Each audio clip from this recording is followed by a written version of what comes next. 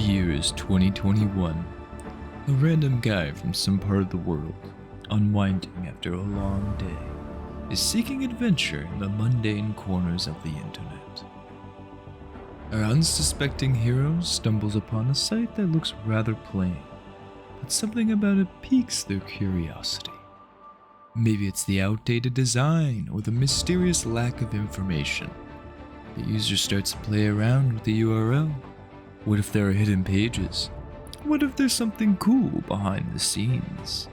What if there is an Easter egg hidden by the developers? In an instant, the screen flickers. The user blinks, thinking it must be a mistake. But there it is, a directory they weren't supposed to see. This wasn't just a fluke. This was a vulnerability. Driven by the thrill of discovery, they try again, this time adding more ... sequences, pushing further into the depths of the server. Their heart races as the server's root directory is laid bare before them. What started as a playful experiment has become a serious security breach, a path traversal vulnerability. And just like that, with a few keystrokes, they have just discovered a security vulnerability, which can be potentially exploited to bring down the entire web server. This is CVE 2021-42013. Join us as we take you through what this vulnerability is all about. Welcome to Group 1's presentation on HackSomething2. Today, we'll be exploring Apache shenanigans, and the shenanigans in question will be the CVE 2021-42013, which is an Apache path traversal and RSC vulnerability. On the agenda for today, we will have a brief introduction. We will talk more in depth about the CVE itself. We will have a technical discussion. And following that, we will have a demo to round everything up with a little conclusion at the end. CVE 2021-42013. It affects the Apache HTTP server, or specifically the version 2.4.49 and 0.50, which and the Apache HTTP server was used on the Linux, on Windows, and on Unix-like system. This CVE is an extension of a previous CVE called CVE 2021-41773, which the initial fix for it turned out to be inadequate for it. This CVE is a path traversal attack or a directory traversal attack. And the reason for it is that this is an attack. It has insufficient validation in the URL, which then causes the attack, and it can lead to a remote code execution or RCE, giving access or information to the attacker. Thank you, Caleb. Now let's talk a little more about this CVE. So CVE 2021-42013 is a path traversal and remote code execution vulnerability found in Apache HTTP server 2.4.49 and 2.4.5. This is a critical vulnerability affecting confidentiality, integrity, and system availability for any web servers running the affected version of Apache.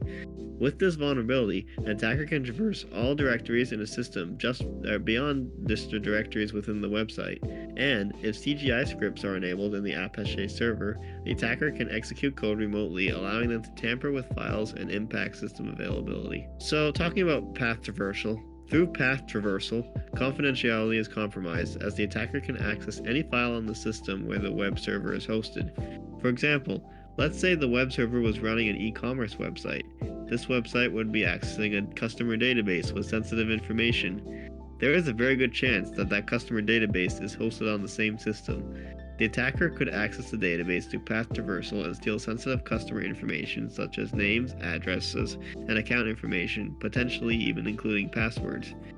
There is a chance that the attacker could even traverse beyond the web server if network shares are mapped to the system. For example, an attacker could access a private company network share and leak sensitive information such as employee SIN numbers and company financial statements. Aside from path traversal, the second security risk of this vulnerability is remote code execution, which compromises integrity and system availability on top of confidentiality. If CGI scripts are enabled in the Apache server, the attacker can execute any piece of code on the system remotely. For example, they could run code to either shut down or bog down the web server, compromising system availability. They could also run code to give themselves admin privileges to the system and create a backdoor into the system. This means they would have constant access to the system and could tamper with files and steal them without anyone knowing. The attacker could also use remote code execution to inject a worm into the network that would flood to other systems in the network, and give them backdoor access to all those systems as well. Overall, this vulnerability presents a serious security threat to all three aspects of the CIA triad. I will now pass it on to Kavan to discuss how CVE 2021-42013 works in great detail. Before we begin discussing the technical details of the vulnerability, let's review some important relevant concepts regarding web servers in Apache 2. For all web servers, path normalization on web requests are performed to aid in determining the directory of a requested item. Path normalization takes a URL encoded string, then decodes and formats it such that it is a path that can be acted upon. This includes removing special characters and converting byte-like strings into characters. For example, %2e would be converted into the ASCII character of a period. This byte will be important later. The heart of directory traversal relies on relative paths. An absolute path is something that everyone is quite familiar with. If you have a URL, www.example.com/folder1/file, you have the absolute path of file 1, as every node in the path is explicitly defined. Relative paths work based on the current working directory. A single period denotes the current working directory, and 2 periods denote the parent directory. If you're working in the directory /home/example, and you want the path for a file in that folder, you can rate the absolute path of /home/example/filename, or you can use the relative path of ./filename. In the same vein, you can access a file in the parent directory as well. If I was working in /home/example and wanted the path of a file in the parent directory of home, I can rate the absolute path of /home/filename, or I can rate the relative directory of ./filename. With web servers, path normalization functions set out to remove relative path directories. Otherwise, we might be able to access files outside of the web server's root folder and navigate the file system. The behavior of Apache 2 servers are defined using server directives. These control various functions, such as the root directory of the file server, file and folder permissions, and environment variables. One of the most widely recognized Apache 2 directives is the listen directive. If you define the listen directive on Apache 2 configuration file as listen443, then the server will listen for requests on all network interfaces on port 443. We can also define it as listen 10.0.0.10:443, and the Apache server will only respond to requests from the interface with the IP of 10.0.0.10 on port 443. There are many Apache 2 directives that can be used to configure the server environment, but for this vulnerability, only one is relevant. The CGI bin folder in Apache 2 is for Common Gateway Interface programs. It's an older method for creating dynamic content on a web page by running scripts. By default, the CGI bin directory has the require all granted directive. Require is the directive for permissions, and the value all granted allows anyone to access the folder. If an attacker were to access the directory, they would be able to bypass security checks and execute arbitrary code through the CGI module. While these unrestricted settings are not recommended, this is normally not an issue because users won't be able to exit the CGI bin folder. However, a bug in path normalization allows this. I will now quickly go over the issues with the path normalization function that allows for directory traversal. So we're going to briefly go over the faulty logic in the code itself that resulted in this vulnerability. Here we have the normalize function from the Apache 2 changelogs, and the function is called AP normalize path. So what it does is it takes the entire path as an iterable, and it will iterate through each character. So it starts with the first character, and it will check, hey, is this character a percentage? If it is, then that means it's a byte and needs to be decoded. So we'll take the following two characters after that in the string, and then treat them as a byte and decode it into a character and replace it in the string. And then it will continue. And the next important part is it's going to check if it is a dot. So if it is a dot, then it will also check if the following character is a dot. So if the current character is a dot and the following character is a dot and the character after that is a slash, then we know to remove it because we don't want dot dot slash, because that means we're going to the parent directory. So it will remove all the characters between the slashes and continue on with the normalization function. So the logic may or may not be readily apparent to you how this would lead to a vulnerability, but we'll go through it anyway. So we'll take the example where it's %2e.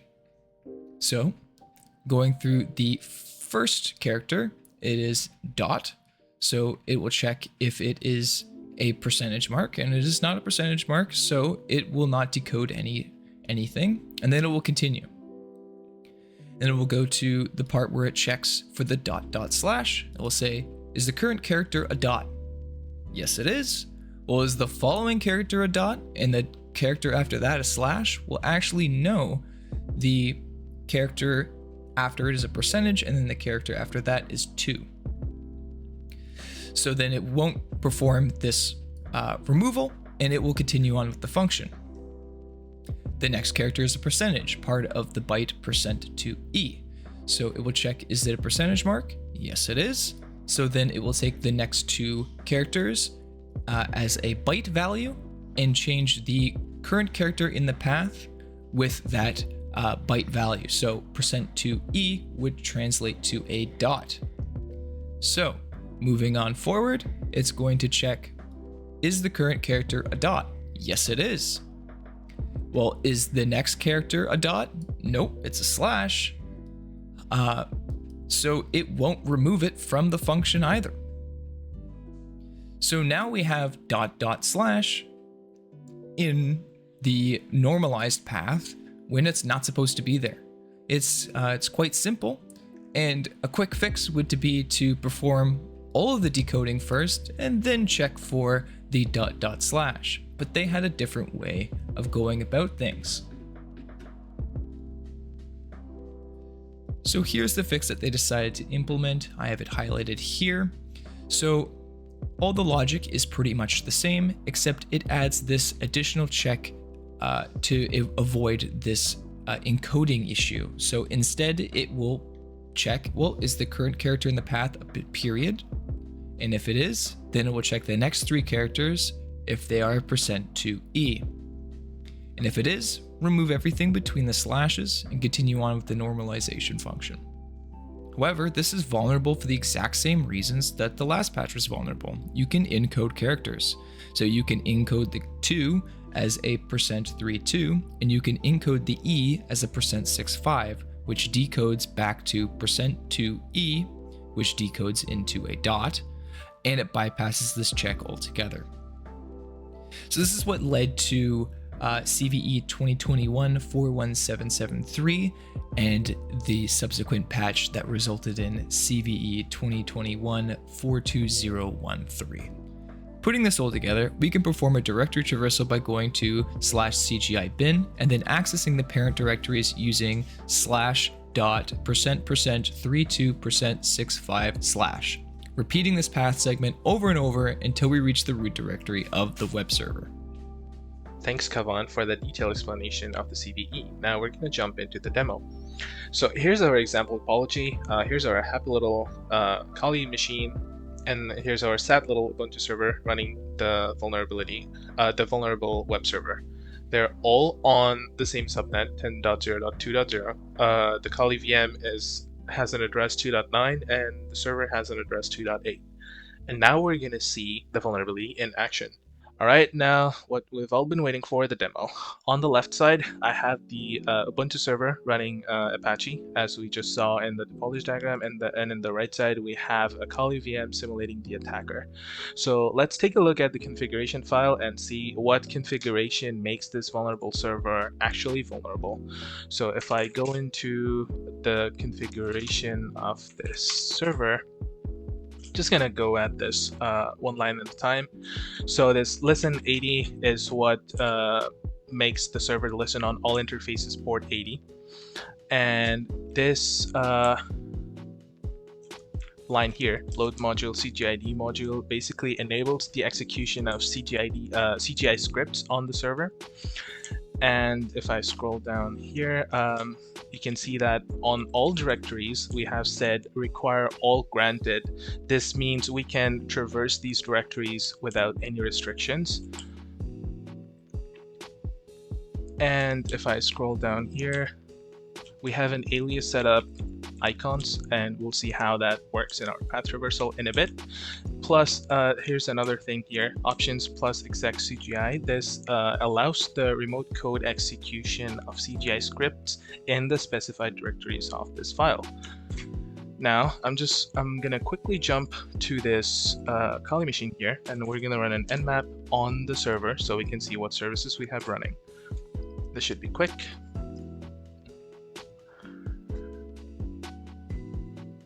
And we can see that there's an SSH server running, and it's open on port 22, and on port 80 we have Apache 2.4.50 running. So let's navigate to the site that we have set up in our server. We have a basic static page that you have already seen in the video at the very beginning. And if I go to a special URL that shows us how the path traversal works, we can see the contents of the etc password file. And if you see here, we're going through that alias that I discussed earlier. We're going through that, and if we look here, these encoded characters are basically double URL encoded and translate to %2e, which is a URL encoded dot. So this means like dot dot backslash. I don't know why I was going into Google. We don't want to go to Google. We want to see the contents of our password file. And that's how the path traversal works in this server. Now, to demonstrate remote code execution, we're gonna inspect a Python script that my dear friend Kavan has written. So what this is doing is going through the CGI bin directory and creating a URL, and it's sending a payload echo. So we're basically creating a shell on the server. Now, if I run this script and give it the URL for the server,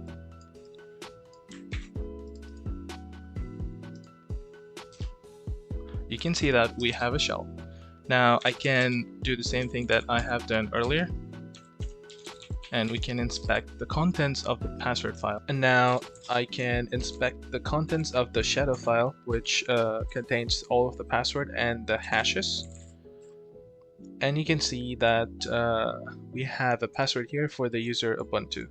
So I'm going to copy this password, and I'm going to put this in a text file so we can crack that using John the Ripper.